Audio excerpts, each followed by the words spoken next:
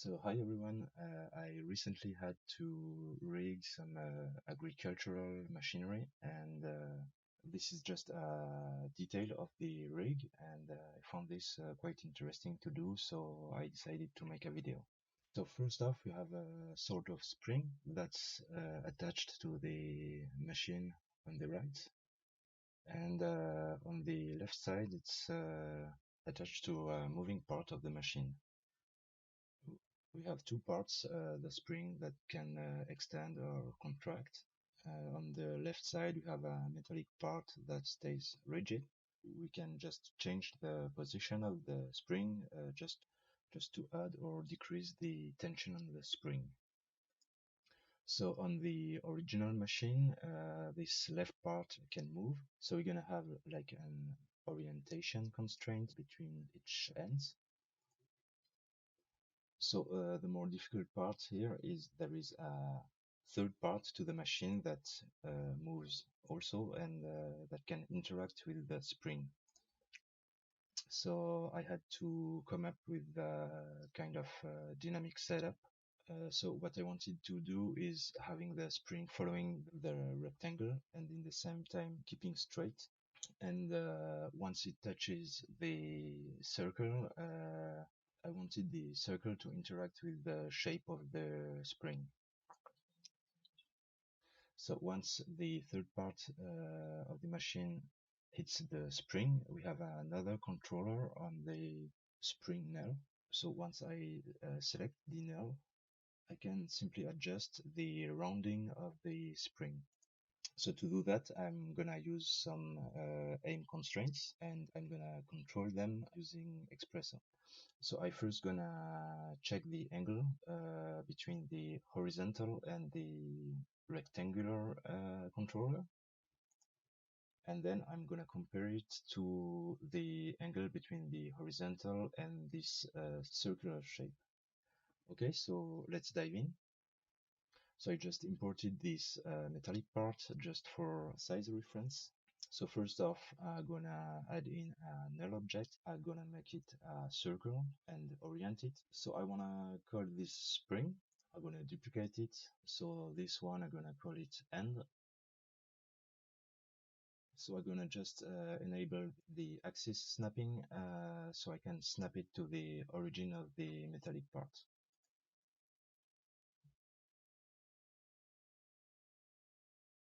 I'm gonna change the display mode to a rectangle.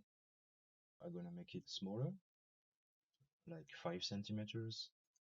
So control dragging it, I'm just going to make a copy of that, and this one will be the collider. So I'm gonna use it to make the contact with the spring, and this one we're gonna make it a circle. So let me just add some colors. So for this one, I'm gonna use some green. And for the second one, I'm gonna change its color to, and so I'm gonna add in a new null that one will be the end angle, and I'm gonna add some constraint to it. I'm gonna use an aim constraint,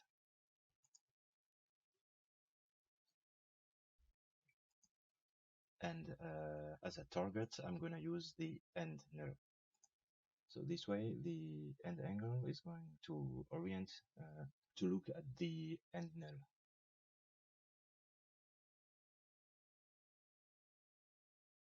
So I'm gonna make this a rectangle too. I just changed the orientation and I'm gonna make it smaller.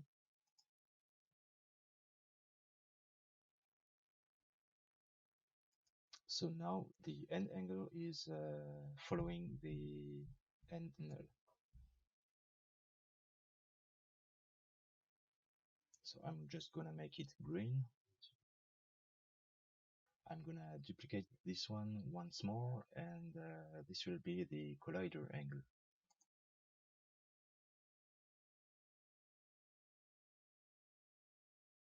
And this time for the target, we're gonna use the collider null. So this square is now looking at the circle. So I'm gonna just use the same color as for the circle. So the collider angle is gonna look at the collider, and the end angle is gonna look at the end. So I'm just gonna duplicate once more, and this one will be the mid pivot. I'm gonna just delete the constraint. So for the mid pivot, we're gonna use some Xpresso, so it can be oriented either to the square or to the circle. So I'm just gonna reorganize that. So we're gonna have the collider end angle, the mid pivot, the collider angle, and at the end we're gonna have the end null. So on this one we're gonna just add some Xpresso tag. And now we're gonna just check the P angle on the end angle and the collider angle. I just import both into my Xpresso editor. I'm just importing the P angle for each of them.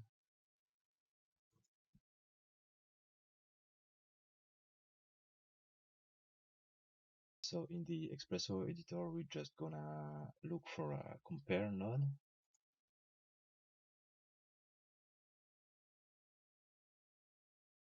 So I'm just connecting the end angle P rotation and the collider angle P rotation to compare them. I'm just adding in a plane. I'm orienting it on the X direction and reducing it, and so we're gonna just display it or not depending of the compare result.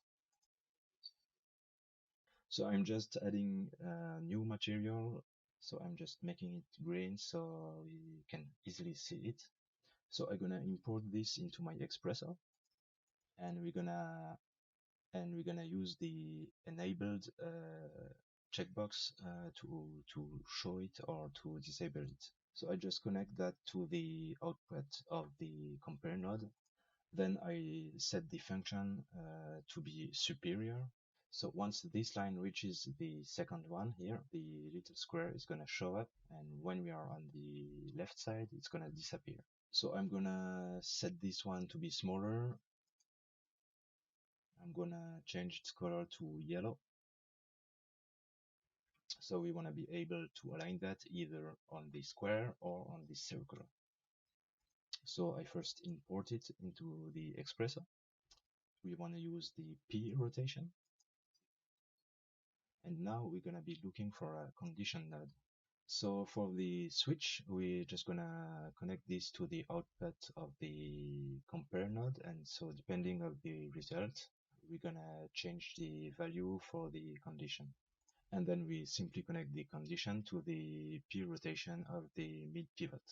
So here we can see that the condition is false because the green rectangle is just showing up when we are on the right and disappears when we are on the left.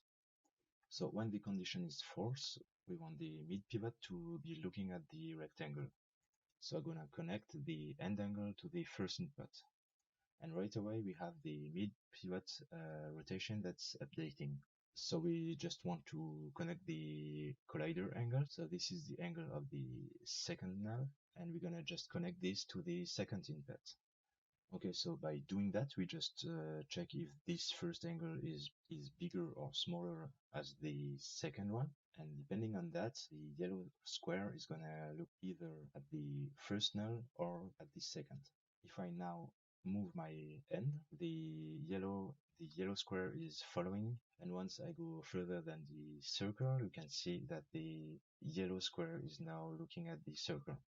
If I now move this one, we can see that it's controlling the orientation of the yellow square. So then what we want to do is just duplicate the mid pivot. So I'm just control dragging once more, and I'm gonna simply call this one mid. And so mid will be the third point of the line, and this will be the contact point with the collider.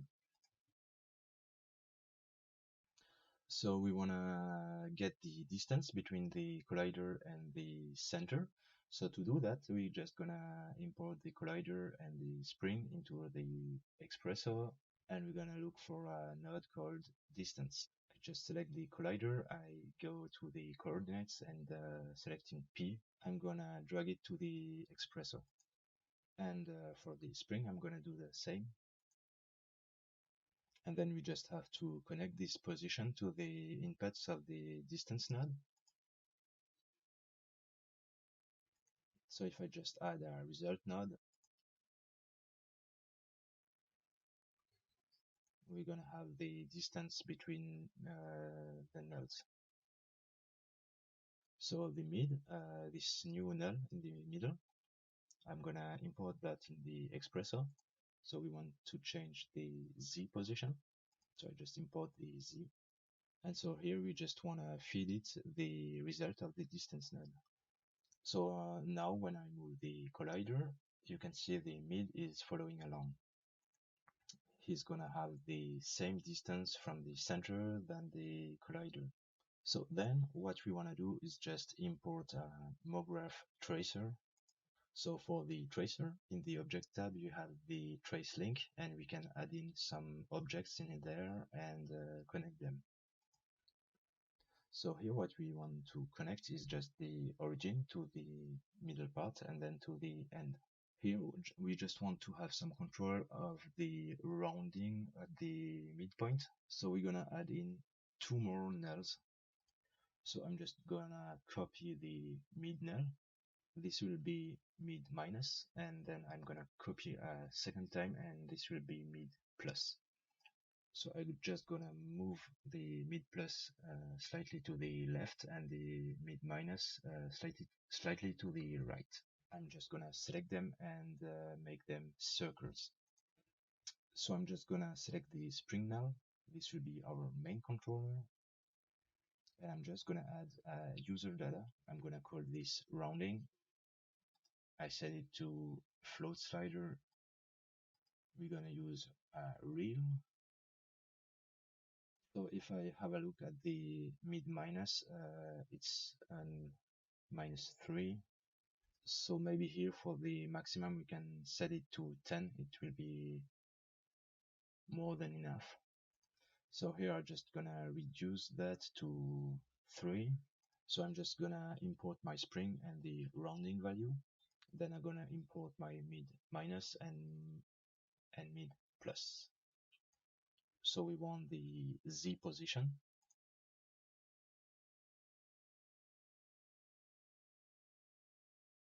And we're gonna need a math node to just multiply by -1. I'm gonna connect the rounding to the math node, and for the second one, I can just connect it directly to the mid position. So here we just multiply by -1, and so I can connect that to the mid minus position.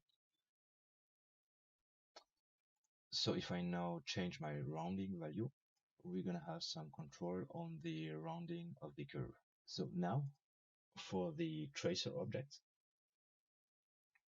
we're gonna have to select the object tab, and in the trace link we're gonna add in the spring, the mid minus, mid plus, and the end.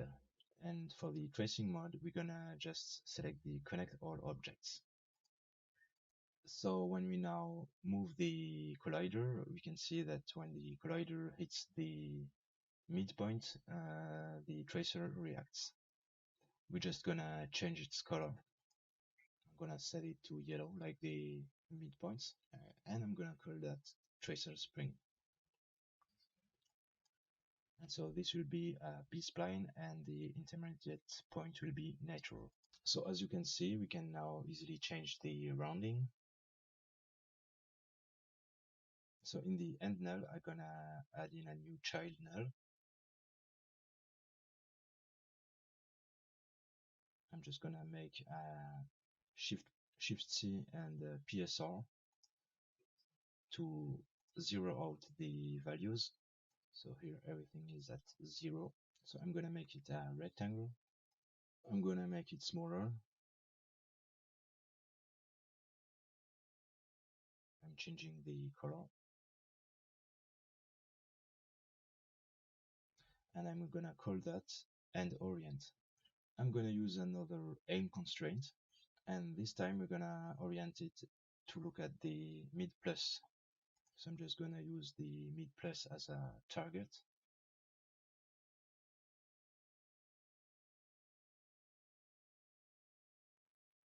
I'm gonna change the orientation to be ZY.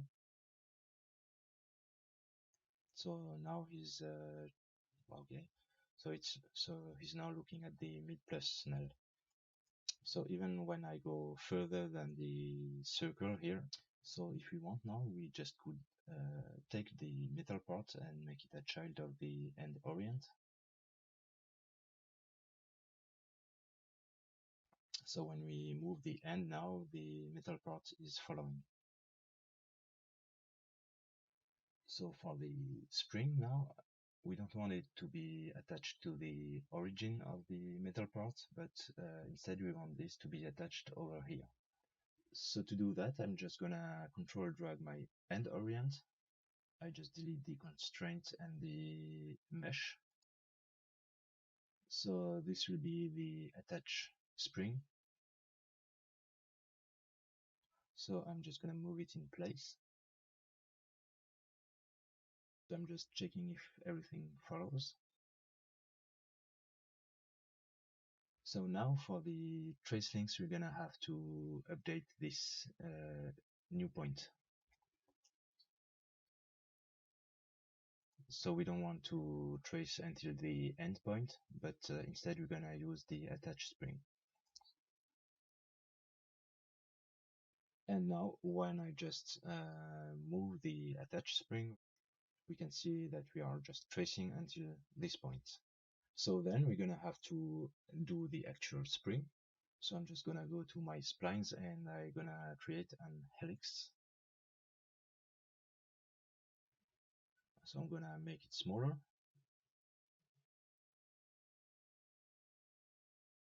So I'm just gonna set it on the XY plane. Here I'm gonna increase my end angle. This is the only part of the spring that's being able to extend. And we're gonna add two more shapes that will be on each side of the spring that will not deform. Just to make things easier, what we can do is selecting the helix, and we wanna use the start radius to drive the end radius. We're gonna now right click on the start radius, going to expressions and set driver, and this one will be set driven. So if I now change the start radius, the end radius gonna have the same value. Alright, so we're gonna go to the top view now, and I'm gonna use the pen tool. I'm gonna set this to linear, and I'm gonna draw a little hook for the spring. So nothing fancy here. It's gonna look like that. I'm gonna select those 2 points and I'm gonna align the X position. Same for the 2 bottom points.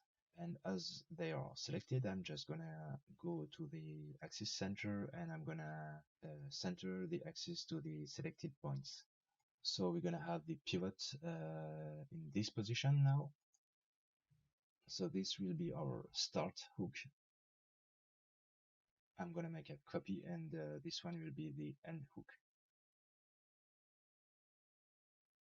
And I'm now going to add a null and set everything in there. And this will be the spring elements. We now have 2 hooks. So I want this one to be in this position. So I'm gonna select the hook and then the square. Then in character constraints, I'm gonna use the PSR constraint. So we can see it's now nicely aligned. And we're gonna do the same for the second hook. We want this to be constrained on the yellow rectangle. So I select the hook and then I select the rectangle. Once again, I'm gonna go to my character constraints, add PSR constraint. Alright, so I'm just moving this to this side. So this one is looking up and this second one is looking down. So for the helix, we're gonna add in some spline wrap. So using shift when creating the spline wrap, I'm gonna make this child of the helix. And now in the spline wrap, in the object tab, we're gonna add in the tracer spring. And then we just want to orient the axis. Now the helix is aligned with the tracer. We're gonna have to offset the helix to be aligned with the hooks. We want the helix to align with the base of the hooks here. So what we're gonna do is add in some nulls. So using shift, I'm gonna create the null as a child. I just messed up here. This one will be end, and this one will be start. So here for the hook, we're gonna have to first align the null. So I'm gonna select it and do a Shift C, reset PSR, and now I'm just gonna move it in place. So this will be our hook and null.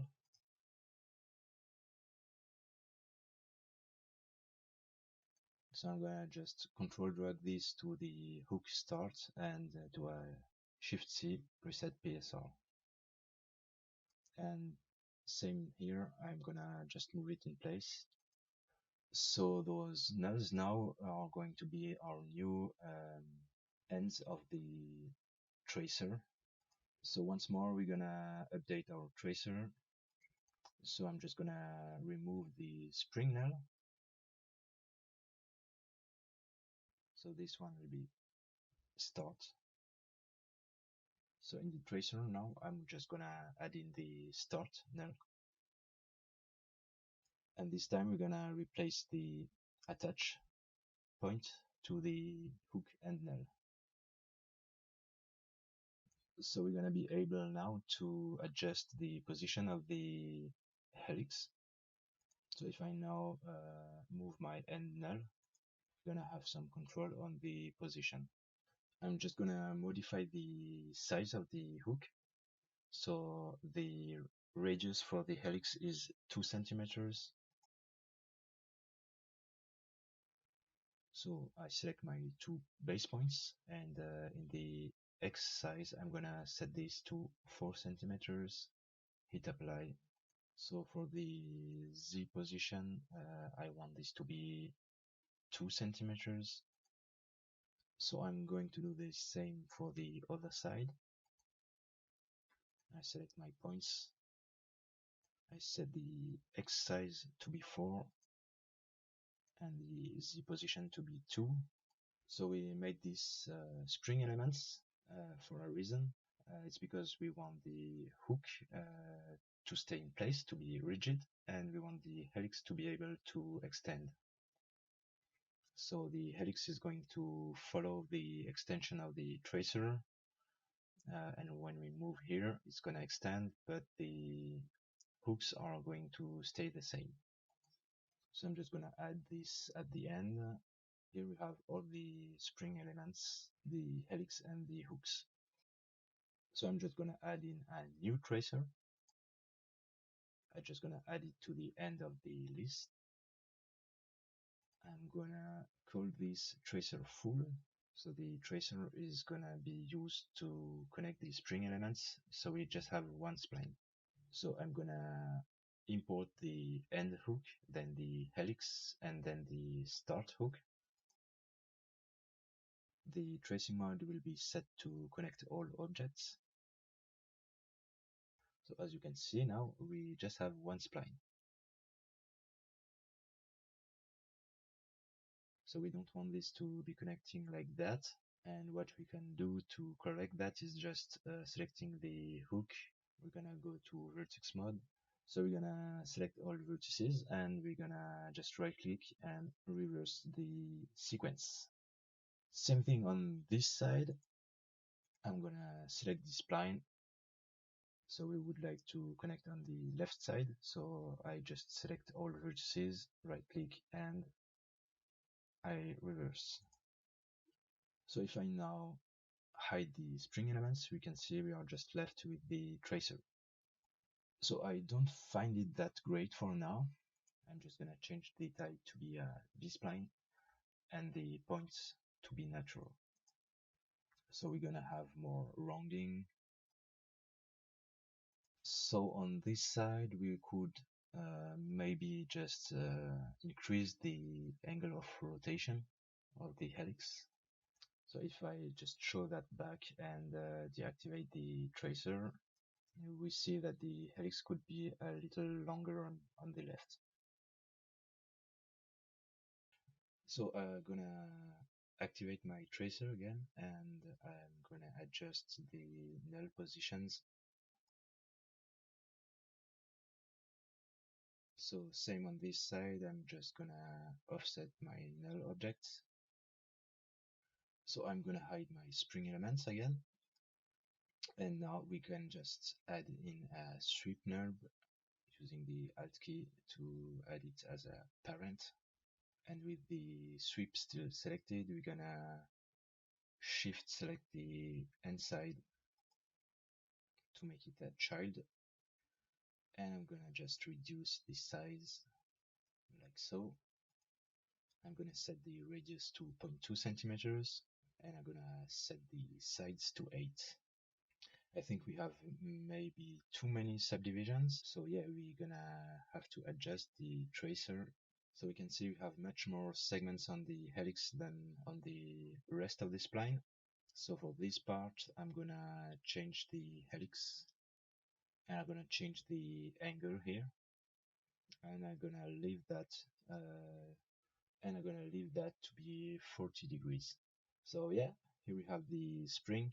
I'm not quite happy with how it looks for now. I'm just gonna increase my end angle. So for now, this is working in one direction. If you would like this to bend when we go to the left side, we could just go back to the Xpresso, select the compare node and change the function. So we could just set this to be inferior. So now we just change the direction of the setup. Here we're gonna have another problem. When we move this around, you're gonna see that the yellow ones are not following. And we could easily fix that by going back to the Xpresso. And in this part where we calculate the distance between the collider and the spring, we are using local positions. Instead, what we want to do here is using global positions, and that would fix the problem. Or we could also replace the spring and use one of the nulls that stays in the center instead. Like for example, the end angle. I could just drag and drop it onto the spring, and now it should work correctly. So when I now move the main null, everything is following. So we just want to address one more thing. It's when the collider is in contact with the spring, we're gonna have the helix that's flipping sometimes. So to correct that, it's gonna be quite simple to do. We're gonna go to the spline wrap, and in the rail, we're gonna add another spline. So we're gonna just make a copy of the tracer. I'm gonna call this rail.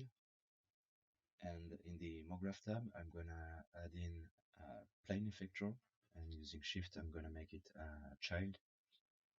I'm just gonna hide it. In the Deformer tab, I'm gonna set the deformation to be happening on the points. Then in the parameters, I'm gonna use the object as a transform space, and we want this to be moving on the X direction, so I'm just adding 1 centimeter. So this second spline is just slightly offset on the X position. And now I'm just gonna add this into the rail. And so this way we get rid of the flip. I just want to correct my start and end angle on the helix. So I'm just gonna adjust this start angle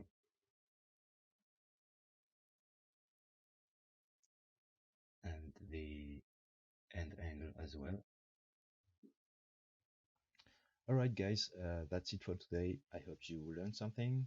Thanks for watching and I hope to see you soon. Bye.